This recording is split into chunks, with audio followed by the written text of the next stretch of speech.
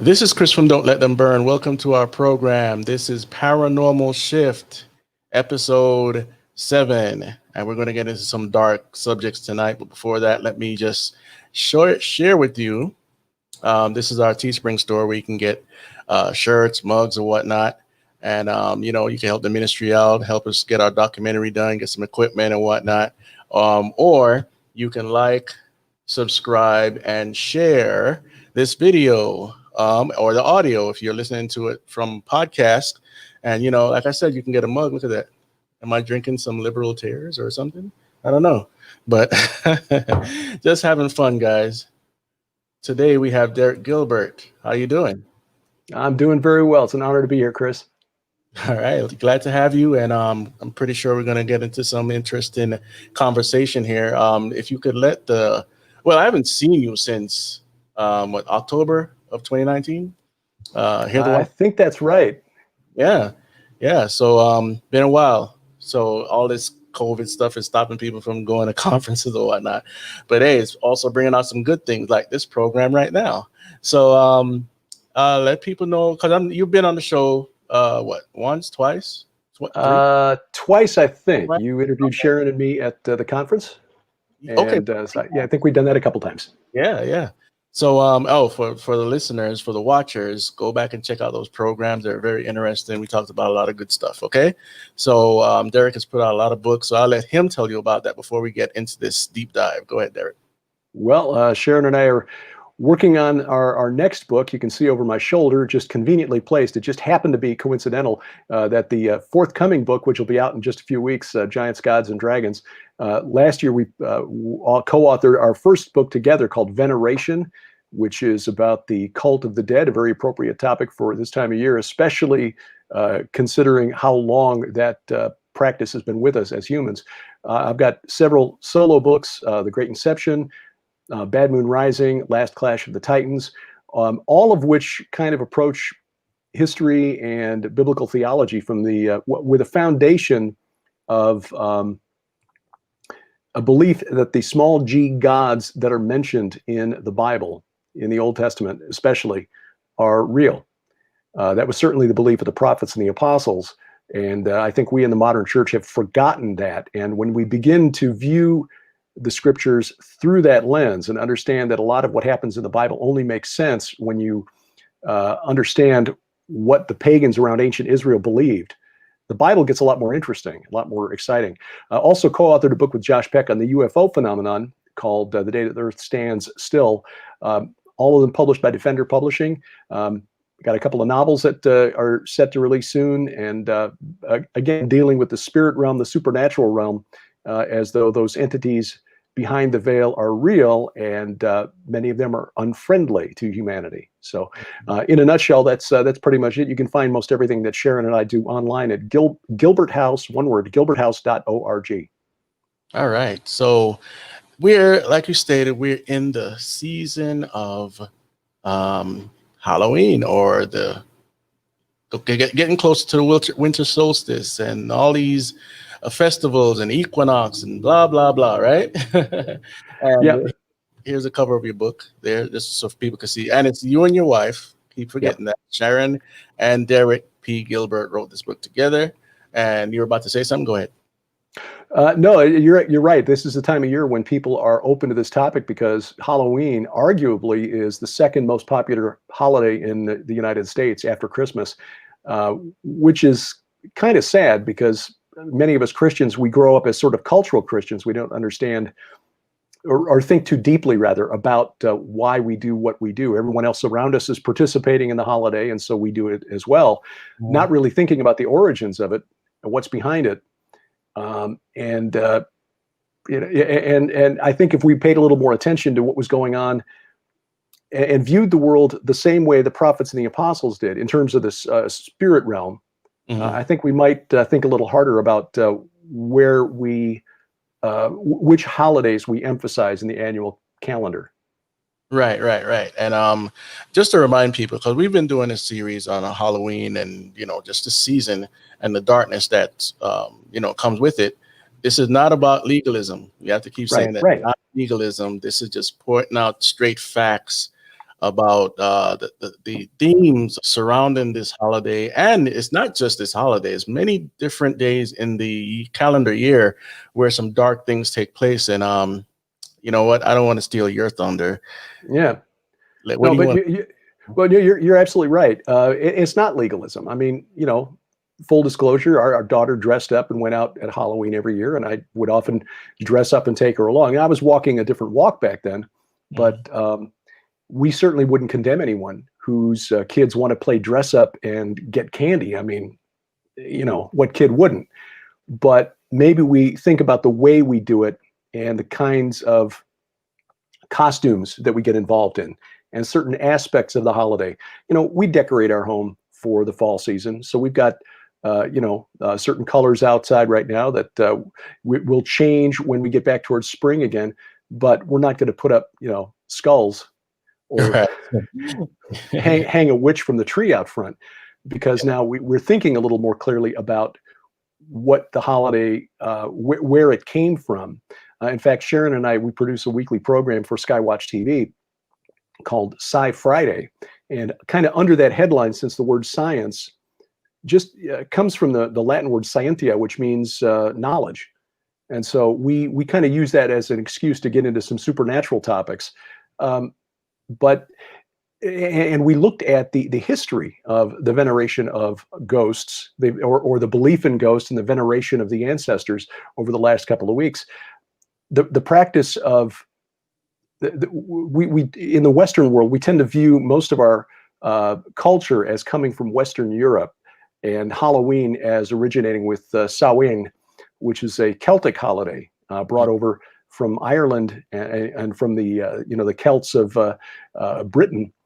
But when you start going back further in history, you see that in the ancient Amorite culture, which was, those were the people who dominated the world of Abraham, Isaac, and Jacob. The Amorite tribes were Semitic-speaking people who controlled, if we were to look at a map today, controlled what we would call Iraq, Syria, Jordan, Lebanon, Israel, Western Iran, Southern Turkey, Northern Egypt. All of that was under the control of various tribes of Amorites. And they dedicated an entire month out of the calendar every year to the veneration of the ancestors. But as we showed in the book Veneration, those really weren't the spirits of ancestors. There's nothing in the Bible that gives us any idea, any suggestion that human spirits hang around the earth waiting to complete unfinished business. The only one example is when the prophet Samuel was allowed to return by God to deliver a message to Saul. Mm-hmm. So what the Amorites were worshiping, in fact, venerating, under the mistaken belief that they were the spirits of their ancestors, were actually the demonic spirits that survived the deaths of the Nephilim. When the giants, the mighty men who were of old, were destroyed in the flood of Noah, their spirits continued on. According to the book of First Enoch, they were barred from entry into the afterlife, into Sheol, because they weren't human. They weren't allowed to join the angelic spirits in the divine council because they weren't totally angel either. They were never supposed to be. According to Enoch, they were condemned to wander the earth, causing trouble for humanity until the judgment. And that was the understanding of the Jews of Jesus' day. So the disciples, the apostles, would have understood that that's where demons came from. And the early church, for the first 400 years after the resurrection, understood. All of the early church fathers who wrote anything about the origin of demons put it back to Genesis 6. And it wasn't until the time of Augustine in the early 5th century that things began to change. He popularized the theory that demons, that the Nephilim were actually somehow the children of the righteous sons of Seth and the evil, wicked daughters of Cain. But up until that point, nobody, Jew or Christian, practically nobody, I can't say, absolutely, but the consensus view of theologians in the early church and among Jews was that demonic spirits were the ones that were hanging around, and that they were, in fact, what had proceeded from the Nephilim after they were destroyed. So now, Chris Putnam, the late Chris Putnam, wrote a very influential and important book about 6 years ago called The Supernatural Worldview. And he did share some examples of what appeared to be human spirits that, like the prophet Samuel, were given a special dispensation to deliver a message to someone else. So I'm not saying that ghosts absolutely do not exist. I'm just saying it is not standard procedure. The spirit realm is real. Spirits do interact with us in this plane of existence, but by and large, those spirits are not spirits that we want to mess with. They are demons. They are the spirits of the Nephilim, destroyed more than 6,000 years ago on this earth. They've been tormenting humanity ever since. Yeah. And I want to make sure to give people that there's two viewpoints on this topic that he's mentioning here. Sure. One, that all demons and fallen angels are one and the same. And then you just mentioned it's the disembodied spirits of the Nephilim. And so I just want to make sure that you guys know there's two views. So if you want to go look into that for yourself, study some demonology, angelology, and all this other stuff, you know, you can come up with your own conclusion. But as you stated, there's historical facts that this is what they believed back then. So and it's kind of surprising when we start digging into it, Chris, that we find that the early church knew a lot more and thought a lot more about this than we realized, because most of our churches don't teach anything about angelology or demonology. Mike Heiser's written a couple of very important books recently called Angels and Demons. And just as a course, as a matter of course, of researching the books that Sharon and I have been working on, you know, Giants, Gods, and Dragons, the previous book, Veneration. I've done a lot of reading about the Rephaim, which was the name applied to the spirits of the Nephilim by the later Amorites, Canaanites, and Hebrews. And was surprised when I started digging into it that, first of all, that we know, well, that the pagans around ancient Israel not only knew who the Rephaim were, but they venerated them. And that secondly, most of what is out there on the web from prominent ministries about the Rephaim is, well, wrong. It's just not well informed. But it's considered kind of a fringe topic. And I understand that. And I'm always fascinated by kind of fringe things anyway. But when we started, you know, pulling on that thread, and the reason we wrote the book Veneration is because Sharon and I realized that this is a thread that weaves its way through the Bible from Genesis chapter 6 all the way to the book of Revelation. The cover, before you get in any deeper, I know the answer to this question, but I'm going to let you explain to the audience. Based on your title here, Veneration, Unveiling the Ancient Realms of Demonic Kings and Satan's Battle Plan for Armageddon. And this guy looks like something out of Game of Thrones. Game of Thrones, yes, exactly. So that's on purpose. Yeah, the cover artist, Jeffrey Martis, who, by the way, has designed all of the covers you see cycling through on the screen behind me here. He's done all the covers for Sharon's Red Wing Saga series of novels. He is a fabulous cover artist. We basically send him an email saying, okay, here's what the book's about, and here's kind of the vibe we'd like. And he sends back a concept, and generally speaking, it's like one or two tweaks, and then we've got it. But he had this idea that, you know, based on the way the Night King was depicted in the Game of Thrones, or the king of the frozen north, or I forget what he's called. He kind of took that look and applied it to what we were doing on the book. And we're like, that's brilliant. That is absolutely brilliant.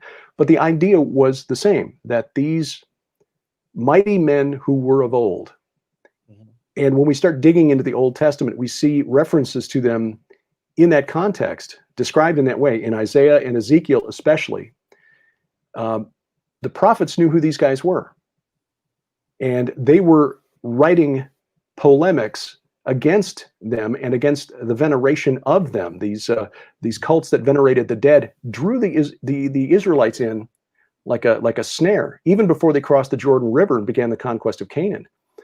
There's that episode in the book of Numbers where God sent a plague against the Israelites while they camped on the plains of Moab. That's at the foot of Mount Nebo, directly across the Jordan from Jericho. 24,000 Israelites, according to the book of Numbers, died. And this was, and to cap it all off, we read in that account that a young Israelite prince and a Midianite princess came together in the sight of Moses and all Israel, possibly even inside the tent of meeting. And, reading between the lines, you get the sense that what they were doing was some fertility rite. And then Aaron's grandson, Phineas, took a spear and, stabbed them. And, without being too graphic, there were only a couple of physical positions they could have been in for him to get them both with one, Anyway, but what's surprising is that when you go to Psalm 106, which is like a history of Israel, the psalmist who was writing about 400 years after that event, so around the time of David probably, 400 years later, didn't mention the fertility rite in the sight of Moses and all Israel. It was the fact that the Israelites were eating sacrifices offered to the dead. There are a number of references to the Rephaim in the Old Testament, but they're hidden because, except for a few instances in the book of Deuteronomy, where the Rephaim, and in Genesis, where the Rephaim are clearly referred to as a tribe, Og of Bashan was the last of the remnant of the Rephaim. The word Rephaim was translated by scholars as the dead or the departed or shades. It's only been the last 40 years. And think about this, Chris, we're really the first generation that has access to this modern scholarship, which has been helped by the translation of pagan texts from the cultures around ancient Israel. Wow. From about the time of the Judges down to about the time of the Babylonian conquest. We now know from the pagans who lived around ancient Israel, the Amorites and the Canaanites, the Phoenicians, that the Rephaim were known to those cultures, that they were venerated, worshipped by those cultures, and that there was a very active and very important cult of the dead. The veneration of the dead was an essential part of the culture of the Amorites, Canaanites, Phoenicians who lived around ancient Israel. And so it's only been in the history of the scholarship that I've been reading about this subject since about 1980 that biblical scholars have acknowledged, well, yeah, I guess there was a cult of the dead in ancient Israel. So any Bible translation prior to about 1980 didn't even know that these pagan texts existed. Wow. And it's only been the last 40 years, like I said, that biblical scholars have come around to this way of thinking, to understanding how important this cult of the dead was and what a snare it was to the ancient Israelites. So that's why we wrote the book Veneration, because it really was key, and it helps us to make sense of some really weird parts of the Bible. Ezekiel 32, there's a reference to the Egyptians going down to Sheol and meeting the chiefs of the mighty men. Okay, but in the that's in the Hebrew, that's chiefs of the Gibborim, okay, which is a term sometimes applied to the Rephaim or Nephilim. In Isaiah 57 and Isaiah 65, there are references to eating in amongst the tombs, eating forbidden food like pork amongst the tombs. Well, why would they be amongst the tombs? Because that's where the dead people were, your dead ancestors. And so you would go there to have these ritual meals where the ancestors were summoned by name, necromancy rituals. And again, because we don't have that cultural context in the church, and because it's only been about the last 40 years that scholars, who study this stuff for a living, have agreed that this was even a thing, this has not been taught to us. And so when we step back and look at our own day, when Mattel, for example, just announced this week they were releasing their 2020 collector's edition Day of the Dead Barbie to honor the Mexican festival that honors the ancestors who come back from the grave on Halloween. We just think, oh, well, that's just a cultural thing. Isn't that neat? And, you can go on eBay now and pay $359 to get the 2019 Day of the Dead Barbie with her skirt with the skull motif on it. We don't think anything of it because we've had the Bible desupernaturalized to the point we don't understand as Christians that we're in the middle of a supernatural war. For most American Christians, and I am not exaggerating, this is based on research done by George Barna at Arizona Christian University. He's made a career of taking the spiritual temperature of American Christians. Most American Christians don't believe that Satan is real, don't believe the Holy Spirit is real. So why would they get all upset about this? Because, Jesus is just sort of a cosmic life coach. Yeah, I have so much to say. But before I say what I have to say, I want to show people Really good depictions of what's going on today. And here's one. You've probably seen it in the store before. Okay. This is Day of the Dead type artwork, and the bear is called Occulto. Yeah. Can't be nothing wrong with that, can there? You know, this one has been out for a while. Okay, then you have the movie Coco, Right. Which is I, based around a young boy who's trying to find his grandfather in the land of the dead. Right. yeah, you've got the portals, you got all the themes that add up to whatever it adds up to. I didn't see the movie. I skipped it because of the theme, but I might have to go back and research some things. But let me get into what I want to say here. I'm going to take you down a little trip so I could, but try to make it short so that you can get more time in here. So we're in the rise of neo-paganism. And I used to work at this job. It was a printer, a graphic printer place. And there'd be whispers about there's a demon in the background that takes care of the machinery back there. And the boss had a spirit put over him since he was a child. And I listened to all this stuff. And there were two factions in there, Palero and something else. And they would do their sigil magic on the docks for where the trucks come in. And so I listened to all that. I'm like, okay, but I'm not afraid of this stuff, you know? So anyway, one of my coworkers, I took their wife home one night and she just unleashed on me. She's like, I'm afraid. I don't know what's going on. He's in this thing. I'm trying to be not too specific. Okay. And she opened up and she said, what they have to do is bring the bones to the graveyard so they could feed them to the spirits. I'm like, what? She said, I know you don't believe in this stuff, but I said, I believe in it. I just don't practice it. I'm not a part of that thinking, but she's stuck because obviously married. So that's one thing. Second, I'm sure you've heard of the Revenant and all these things around Europe or whatnot. And I'm Jamaican, so I grew up in America, but I'm from there. And there's something called a duppy, right? And the duppy, I used to think it was just a ghost, just a regular old ghost, but no, it's a spirit that's disembodied, but you didn't take care of it in the ritual.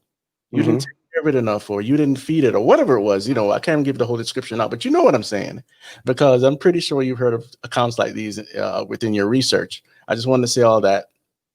Go ahead, take it away. Well, but this goes back to ancient Mesopotamia. This practice that we found as we researched this for the book Veneration was first attested, or the oldest records that scholars have found of it goes back to about 23rd century BC. So we're talking around the time of the Akkadian Empire in ancient Mesopotamia. You know, Sargon the Great and his grandson Naram-Sin. The Amorites began to move into Mesopotamia from somewhere in Syria to the northwest. And I've got a theory on that, not really relevant to this discussion, but it might be for the next book that I'm working on. The monthly practice that they had of venerating their ancestors, of feeding their ancestors, is called Kispum, Kispum. It's well known of scholars of the Amorite culture. And this continued for a long, long time. It was done every month on the 30th of the month. Now, in a lunar calendar, the 30th was the night of no moon. Okay, the first day of the month followed the sighting of the new moon, the first sliver of the new moon. So they even understood, I guess, 4,000 years ago, that was the night when the veil between the worlds was thinnest. And so they would have to summon their ancestors by name. They would call their names, and they would have to feed the ancestors, usually bread or maybe some other things, but typically bread. And then they would pour out a libation or a drink offering. And this was referred to, in fact, this was so important that the eldest son, who was usually the heir of the family estate, would be the one who would have to summon the ancestors. And they've got copies of these texts. So scholars can produce copies of, of these rituals where somebody would have to call back, 7 or 8 generations of their ancestors. In fact, the genealogy of the great Amorite king of Babylon, because by the way, Babylon was founded by Amorites. Just bear in mind, when somebody says they were Babylonians, that's like saying I'm a Chicagoite because that's where I was born. No, Okay. I'm German, English, Swedish, a little Welsh, that's just where I was born. Amorites founded Babylon. And I think that all of this may have something to do with why God told Abraham that the sin of the Amorites is not yet complete. The iniquity of the Amorites is not yet complete. Anyway, so they would do this ritual, and the eldest son was called the pourer of water, or the son of the cup, the one who had to perform this ritual. They found in many of these ancient Amorite cities, most of which were in Syria and Iraq, that the ancestors are often buried beneath the floor of the home. And there were tubes, libation tubes, that were installed in the floor so that the drink offering could be poured directly to the corpse, so that dead grandpa wouldn't have to travel very far to get his drink. But for the kings of the Amorites, and this is where this really starts to get interesting. The Amorites, including Hammurabi, who I started down the rabbit trail and didn't finish all the way to the end. His genealogy is essentially a kispum ritual that goes back all of these generations and names off all of these ancient kings. And the reason I bring that up is because the kings of the Amorites, the kings of the Canaanites, who were just Amorites who lived in Canaan, that's all, they had to be fed and watered twice a month, on the 15th when the moon was full, and then again on the 30th when the moon was gone. Because if your departed grandparents could really make your life miserable if you didn't feed them correctly, if you didn't take care of them, they were the unquiet dead, as it were. The kings, the mighty men who were of old, could really make things miserable, not just for you, but for the whole kingdom. We know from texts that have been found from an ancient Amorite kingdom called Ugarit, which the texts all date to about the time of the Judges, the middle of the period of the Judges, around 1200 BC, which is when their city was destroyed, which is why these texts were preserved, because they're all on clay. The fire baked the clay, preserved the tablets for us 3,200 years later. Thank you, Lord. And thank God for archaeologists. Yeah. They had a belief that their royal house, and the same holds true for Hammurabi, they traced their ancestry back to an ancestor by the name of Datana. And he gave his name, apparently, to a tribe called the Ditanu, or the Tadanu. These were known to be an active tribe of Amorites in the time of the last Sumerian kingdom before it was destroyed, around the time of Abraham, about 2000 BC. But by the time of the Judges, 800 years later, around the time of, say, Samson, or the other judges, who am I trying to think of, Gideon in his 300, they were no longer around. Remember, Og in the days of Moses was the last of the remnant of the Rephaim. This Tadanu was now like a council who sort of presided over the Netherworld. They were called the Council of the Tadanu, the Council of the Ditanu. And these kings, when they died, would have rituals performed for them so that they could join the Council of the Ditanu, or the Assembly of the Rephaim. A scholar by the name of Amar Anus, about 20 years ago, wrote a paper and traced the etymology of the word Rephaim, traced the etymology of a Greek term that was applied by the poets Homer and Hesiod to the men who lived during the golden age when Kronos, king of the Titans, lived in heaven. And this phrase, meropes anthropoi, he showed came from the same root behind the Hebrew word Rephaim. In other words, the heroes of the Greeks, the demigods like Heracles and Perseus, were these Rephaim that the Amorites and Canaanites were worshiping. And what's more, and he mentions this in his article, is his paper in passing, this peer-reviewed academic paper. I had to read it like 12 times to like get it into my head. Yeah. The etymology behind the name of this ancient tribe of Amorites, Tadanu, is the origin of the name of the old Greek gods, the Titans, who were the gods banished to Tartarus.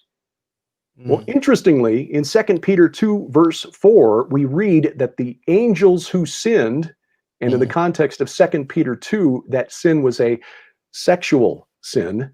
And the only place in the Bible where we know of angels committing that kind of sin is Genesis chapter 6, the sons of God who saw that the daughters of man were fair.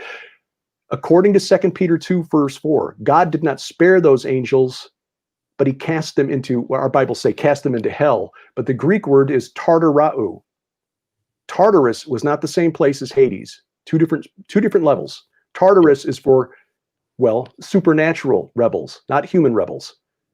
So we've got evidence, when you piece it together, that the Titans of Greek mythology, Kronos, their king, and all of those old gods who were overthrown and banished to Tartarus are in fact the Watchers of Genesis chapter 6.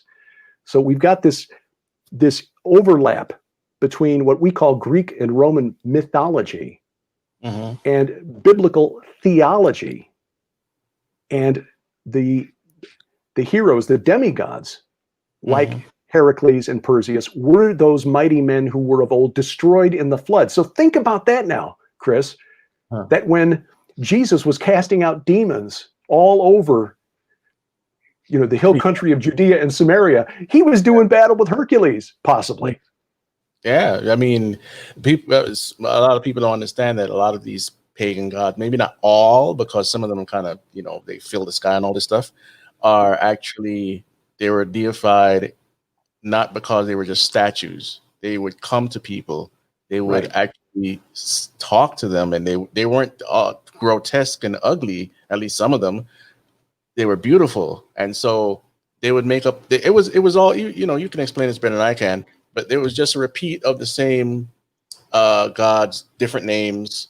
One person might have 1,000 names, and the other might have 5. And it goes on and on and on, and it relates to our superheroes as well. But that's for another program. Yes, right. And that's a great topic, by the way.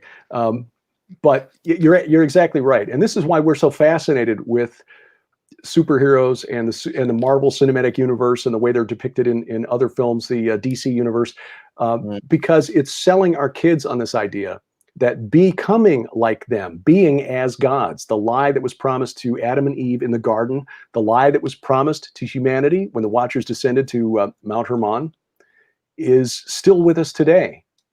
And they keep making us this offer because we keep falling for it. It's just today, it's transhumanism. We can be upgraded. We don't need to die. Science will help us conquer death.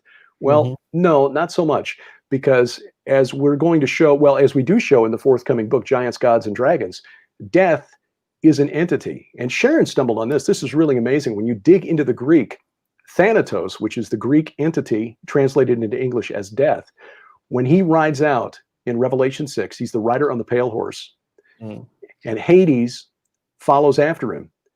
The words in Greek that describe that relationship actually are the type of terminology that you would apply to like a squire or a somebody who's actually a support, the support staff for death. In other words, Hades was subordinate to Thanatos, not the other way around.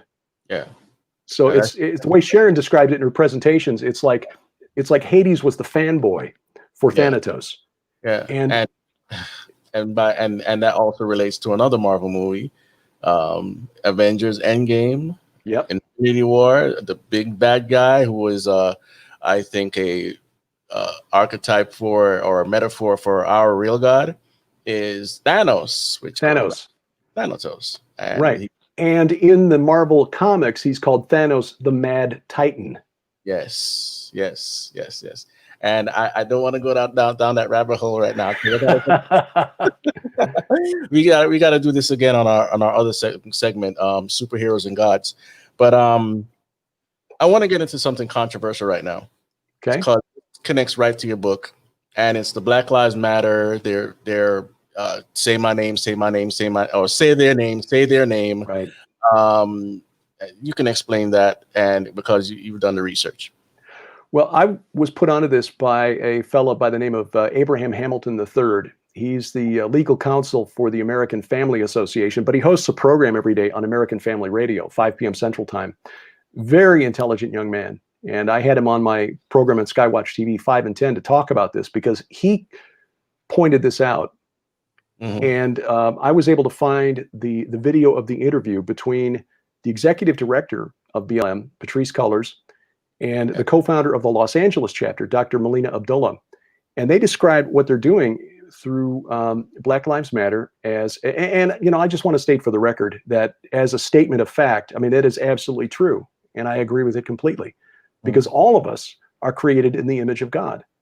And so we cannot deny that as a statement of fact, but the organization, as they describe it in their own words, is a spiritual movement. And so when they go out in public and they're saying, say their name, they're not just trying to commemorate those who have lost their lives in encounters with the police. They are, and again, this is in their own words. This is not me trying to put words in their mouth. And in fact, I did a presentation for the recent Hear the Watchman virtual conference, which got it pulled offline. That was on me. That was my fault. But it's true. It was not, again, I was very careful to show the video clips where they explained that this is what they were doing and this is what they understood they were doing. They traced this practice back to the Yoruba people of Nigeria. And it is part of their religious belief that they must summon and take care of the ancestors through these rituals. Well, when you look at the history of the Yoruba, and I've not done this extensively, but just a very quick scan, it appears that those people arrived in Nigeria in the 8th century AD, 8th or 9th century AD, when they were pushed out of their original homeland in, well, what we would, the Bible would call Kush, southern Ethiopia, northern Sudan, because of the expansion of Islam in the 7th and 8th century AD. So they moved west and settled in Nigeria, which means if they were living in those lands, you know, until that time, and they had contact with the Arabian culture prior to the rise of Muhammad and the spread of Islam, and I know that the Amorites settled at least as far down as the south end of the Red Sea, on both sides of the Red Sea. Those practices of venerating the ancestors, you could trace all the way back to the 23rd century BC with the Amorites when they arrived in ancient Mesopotamia. But this is something that they do. And they, in fact, there's a video out there of Dr. Abdullah performing this ritual and pouring out the libation, the drink offering, when they say the name. And at the end of this ritual, they close with the word Ashe, which comes from the Yoruba religious practices. It's sort of like amen, except it's believed to have more power. It's like, you know, let it be so. It's almost like a magic word, which is probably not an accurate way of describing it, but in terms of the concept, that's sort of what's in view. So this really is a religious practice that is taken to the streets of America, but you can trace it back. I'm comfortable and confident in saying we can trace this back to ancient Mesopotamia, going back more than 4,000 years. It's a very old practice. Now, we see it all over the world. This is not unique to the Yoruba of Nigeria. The people of Madagascar do it. Obviously, we've already mentioned the Mexican culture and the Day of the Dead, the folk saint Santa Muerte. But we know that it's also present in China, in Vietnam, in Korea. In fact, the Korean, the Roman Catholic Church granted its adherents in Korea a special dispensation to continue the veneration of their ancestors because they wouldn't stop. But again, we can't put it on their culture, because in the 4th century, when Emperor Constantine legalized the Christian church, and suddenly Christians were able to build churches in Rome legally for the first time. The oldest Christian churches in Rome, including St. Peter's Basilica, which is on the grounds of the Vatican, were built right in the middle of cemeteries, because the Christians, 300 years after the resurrection, were still practicing these rituals to have meals to summon their ancestors and have ritual meals. So the churches were built in cemeteries for that purpose. And in fact, archaeologists who were doing renovation work in St. Peter's Basilica found a shrine below the floor, believed to be the shrine to Peter, and the sarcophagus next to it had a libation tube in it to pour the drink offering. Yeah, it's crazy. So this has been with us for a long time, and we in the West, we of European descent, still find this in our own culture. Yeah, and I've seen some weird stuff in Florida. It was starting to grow before I left. They would have big garbage bags on the side of the street, but you see chicken feathers and whatnot. The occult presence was starting to come up there rapidly at the time. That was about 5 years ago. But I want to get into some of the more Halloween aspects. Like, let's go to, we covered this before, but I want you to cover it in your own words. There's the spirits, the dressing up, and all that stuff, and then from there, we can attack the issue of zombies. Go ahead. Well, it's again, a lot of that comes from the Celtic practice, but of Samhain, but it is related to our interaction with the spirit realm. It's just that what happened in ancient Mesopotamia, usually in the July-August time frame, has now been moved to the end of October because of the Celtic practice. This is not an area of modern, shall we say, veneration of the dead that I've put a lot of time and effort into. I've had my head in the third millennium BC for the last couple of years, but it is an outgrowth of that ancient practice of trying to appease the dead so that they will leave us alone. The practice of putting a jack-o'-lantern out on the front porch, essentially, is not all that different from what the ancient Mesopotamians did, where they would take little figurines. And we saw a number of these at the British Museum when we were blessed to have the opportunity to spend a day at the British Museum last June, and would love to spend an entire week there because so many of the things that we've been studying and seeing pictures of are actually in the British Museum. But they're these little figurines, maybe 3-4 inches tall, of representations of the Apkallu, which was what the Mesopotamians called the Watchers. So those angelic beings that were supposed to be like intermediaries between us humans and, in Mesopotamia thought the high gods, they were considered the ones who brought culture to humanity. Okay, that's just a twisting of the story from Mount Hermon, where they taught us all these things we weren't supposed to know, like fortune telling and potions and necromancy and sorcery and all that other stuff, how to make weapons and make war. They would put those figures beneath the beneath the threshold of the door and beneath the corners of the walls. I think the term scholars use is apotropaic, I think. Basically, it's to ward off evil. And again, it has to do with our interactions with the spirit realm. We as Christians know that the only intermediary we have between us and God the Father is Jesus Christ. Yeah. And anything that takes away from that or diverts our attention from that into something else, whether it's praying to the saints or trying to appease our ancestors through rituals or offerings, or making the certain signs for good luck to ward off evil or witchcraft. That stuff is stuff we don't need to mess with and shouldn't mess with. Right. Jesus Christ is our intermediary, and now he will, according to we know from the New Testament, God will dispatch angels to protect us, but we don't pray to the angels. Right. The one case in the scriptures where we see in Revelation, John bowing and wanting to worship one of the angels who's come down to deliver a message to him. And the angel said, "No, you must not do that. I am a fellow servant like you." So I think ultimately what this comes down to is how we interface with the supernatural realm in a broader sense. I've had some people ask about is it okay if I put flowers on my father's grave? Well, yeah, I mean, that's fine. You're just decorating it as in to honor his memory, but it's not like you're giving him the flowers as an offering because he likes to eat flowers or something. You know, Right. it's what's the purpose of it? What's the purpose of what you choose to do with your children at Halloween? You know, it all comes back to how do we interface with the supernatural realm?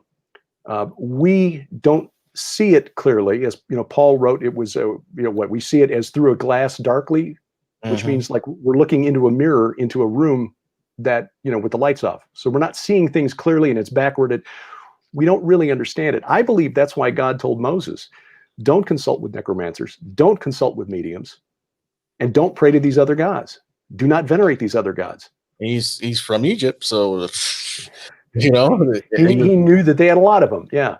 yeah, very knowledgeable. And you know, here I want to put this up real quick because I don't think people have a lot of knowledge about this MS-13 goddess here. Santa Muerte. Yeah, yeah, Yeah. all And over. there's another that I've talked with a fellow named Tony Kail, Kail, who's consultant to law enforcement on cult crimes. Mhm. And there's another called Jesus Malverde, who's another folk saint of this type, who is venerated by especially those involved in the narcotics trade and narco smuggling and human trafficking out of Mexico.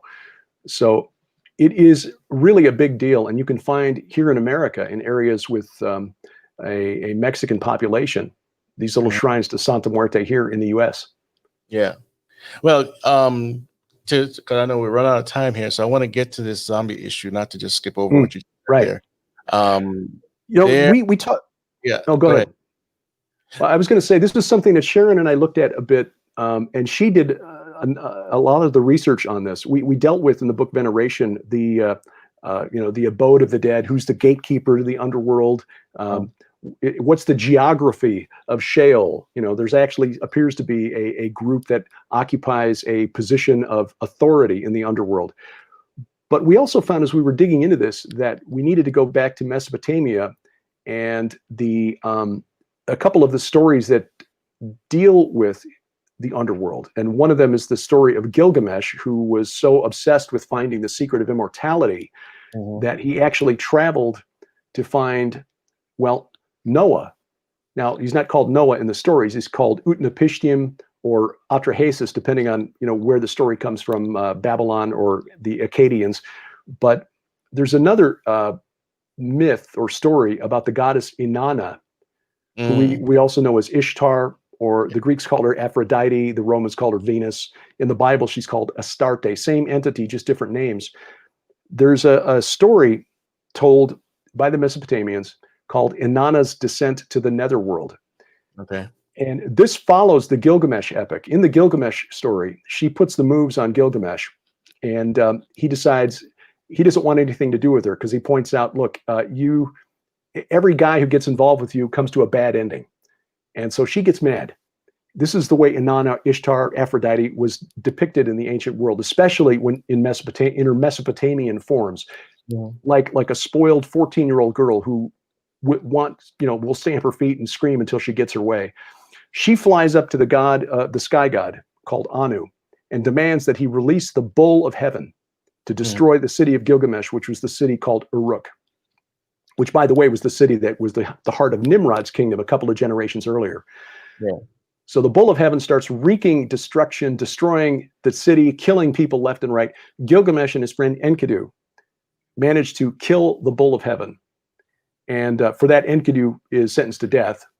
But the follow-up story, Inanna's descent to the Netherworld, it's like a continuation. It's like part 2 of the story. She Mhm. descends to the Netherworld, where her sister Ereshkigal is the queen of the great below. Well, Mm. Inanna was already called Queen of Heaven. Yeah, it's weird. Yeah, and if that term sounds familiar, it's because scholars have said, yes, that Queen of Heaven veneration was brought into the Roman Catholic Church. So Yeah. she goes down to the Netherworld. She has to go through like 7 gates to get there. And each gate, she has to take off one piece of clothing, which is like an aspect of her godhood. So by the Mhm. time she gets to her sister, And she's there allegedly to console her grieving sister because the bull of heaven happened to be her sister's husband, who just got killed because Inana threw a temper tantrum and had. But it's her sister understands that what Inana really wants is to take over the great below. She's already the queen of heaven. Now she wants to be the queen of the great below as well. So Ereshkigal fixes her with the stare of death and hangs her on a hook on the wall. All of this just to demonstrate how, well, the kind of attitude that Inanna had. But as part of all of this, when she was demanding that her father, the sky god, release the bull of heaven, she insisted that he do it, or she would break down the gates of the Netherworld and the dead would come up and eat the living. And that was kind of the first story that we have of zombies almost 4,000, well, more than 4,000 years ago from ancient Mesopotamia. The thing is, if bodies can be reanimated, we know from the Bible that it is appointed unto a man once to die and then judgment. Yes. We don't hang around the earth waiting to finish unfinished business. We don't, but if the flesh can be reanimated, what is the spirit inside it? Right. What is the spirit inside it? This is a question that relates to human cloning. If we can create bodies without the breath of life breathed by God at the moment of conception, what's the spirit inside it? I would argue that we're dealing with the same spirits we've been talking about all, throughout this interview, the spirits of the Nephilim, the demons who were condemned to wander the earth until the judgment. And this, the one thing I want to point out before we wrap, is that what really shocked us in our research, and credit to Dr. Michael Heiser for bringing this out in one of his episodes of his Naked Bible podcast during his study of the book of Ezekiel. Ezekiel 38 and 39 are the chapters that deal with the famous Gog-Magog war. Gog of Magog comes down from the uttermost north against Israel.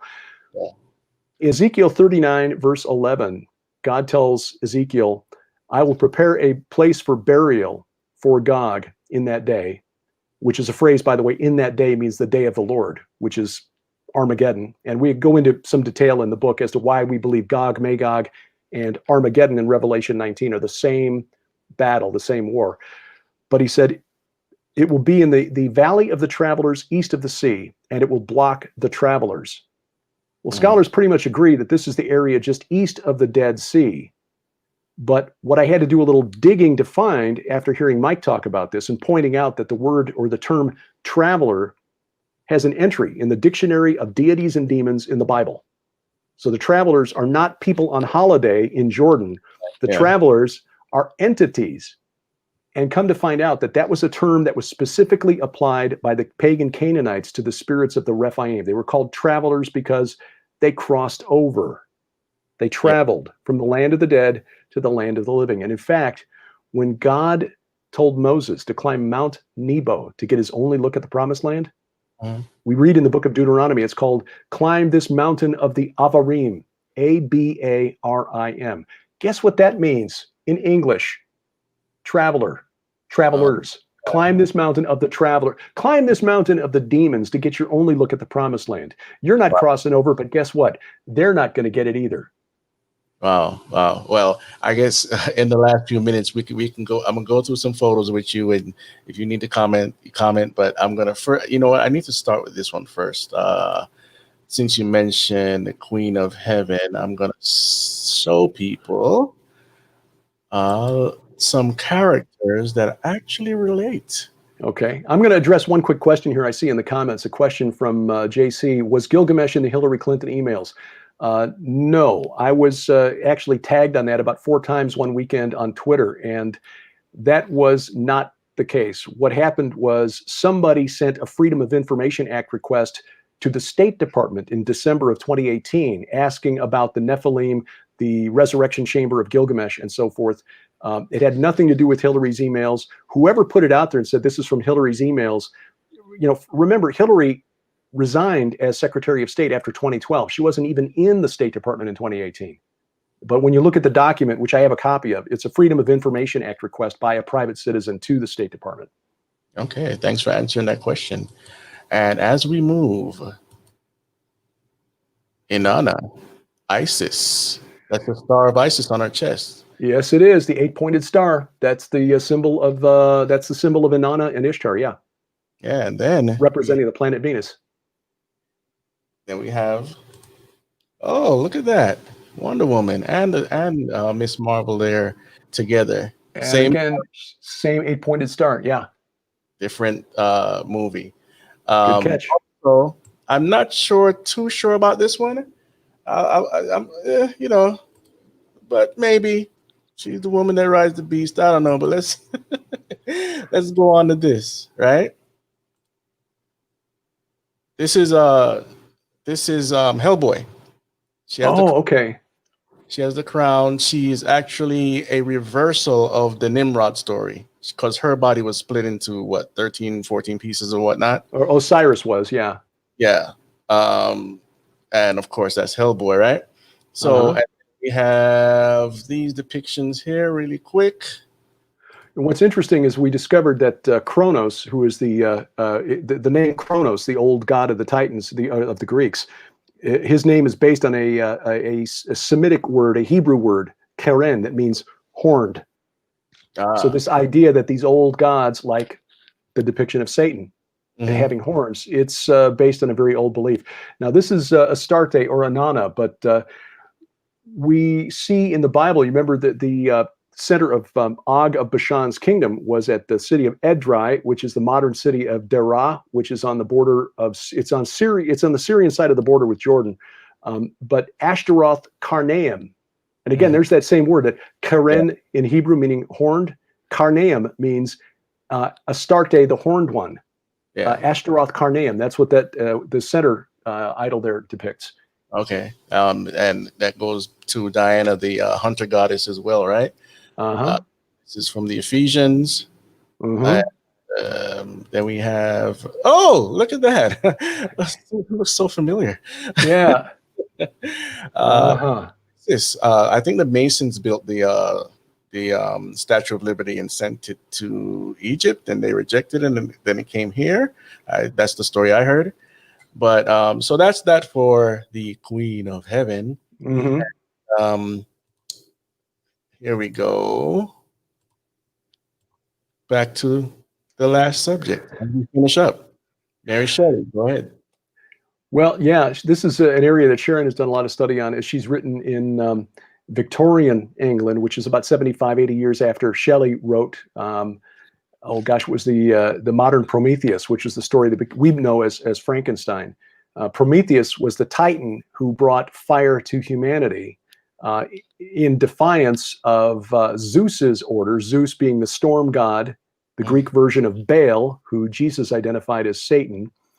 And for his punishment for bringing mankind knowledge we weren't supposed to have, fire, Prometheus was consigned to Tartarus or Sheol, Hades rather, but he's the one who got his liver eaten by an eagle every day, and really gruesome.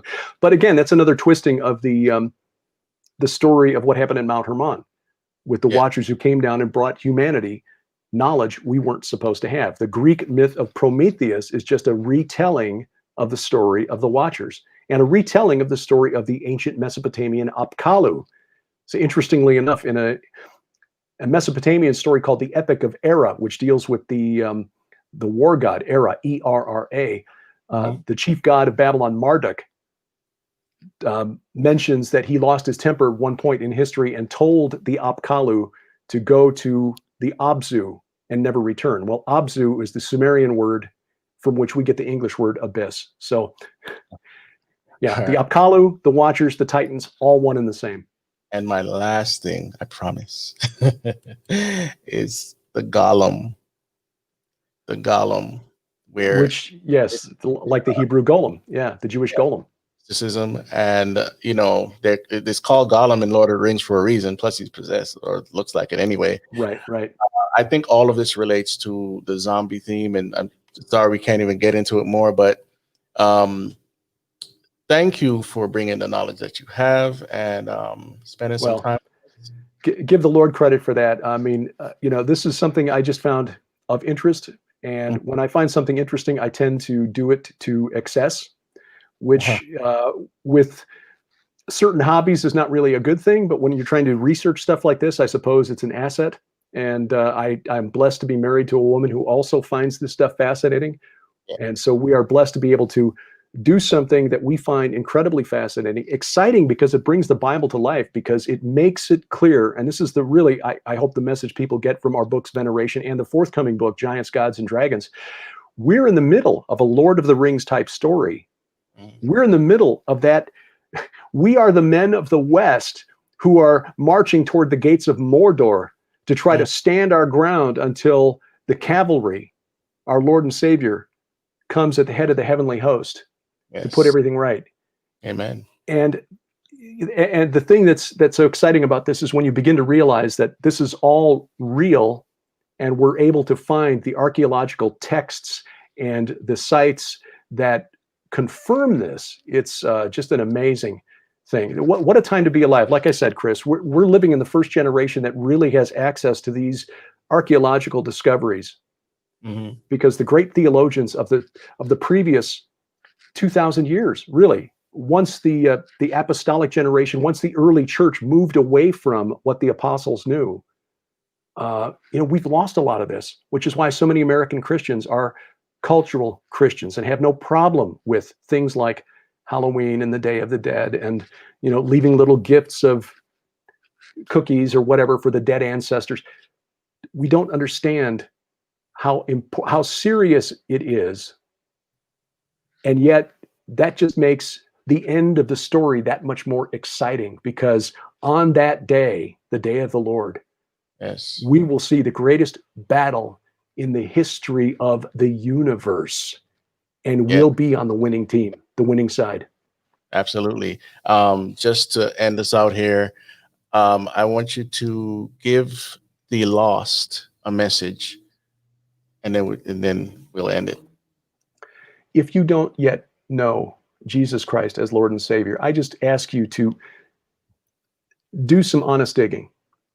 The Bible is not a book of rules, of things that you're not supposed to do because they're fun. It's not a book about an angry God who just randomly chose one group of people and dedicated everyone else for destruction. This is a long war. When God created the heavens and the earth, he created the spirit realm and the entities in it, created them with free will, and many of them have chosen to rebel against his authority. They want to destroy you, whether you realize it or not. Jesus Christ, who is God, loved you and me and Chris and everyone in this world enough to willingly die for us, knowing that many of us, if not most of us, would reject his offer of salvation. We're in the middle of a war. If you want to understand why the world is in such a mess, the Bible, the Christian worldview, actually explains it. We are currently under the temporary control of entities exercising their free will to try to destroy what God created and called good. God has given us a way out through his son, Jesus Christ. And all we need to do is say, yes, I understand that he died for my sins in accordance with the scriptures, and that on the third day he rose again from the dead in accordance with the scriptures. According to Paul, 1 Corinthians 15, beginning at the first verse, that's it. That is the gospel by which we are saved. Everything beyond that is a process of growth and understanding. You don't need to understand deep theology to make sure that you're on the winning side in this war. Amen. But if you have any questions, find us online, gilberthouse.org. I'm happy to answer questions. And the thing that I find so exciting about doing what we're doing now, and plans that we're making for the future, God willing, if and when we can travel again, is to get out and explore more archaeological sites and show how, in a symbolic sense, what Jesus said about the rocks crying out and crying out, Hosanna, is that, in a sense, that's what the archaeologists are doing. They're showing us this stuff, and we're able to fit it into the Bible and say, that's why this weird chapter now suddenly makes sense. Yeah. So, I just encourage anyone who's not dug into this to really look at it seriously with an open mind. And thank you for joining us, Derek. Thanks for your time. And my honor. your expertise and what you've researched and uncovered here. And Christians, spread the gospel. That's the good news of Jesus Christ. Use the information learned here to start interesting conversations. You never know what soul you'll win by it. So as we always say on this program, don't let them burn. Amen.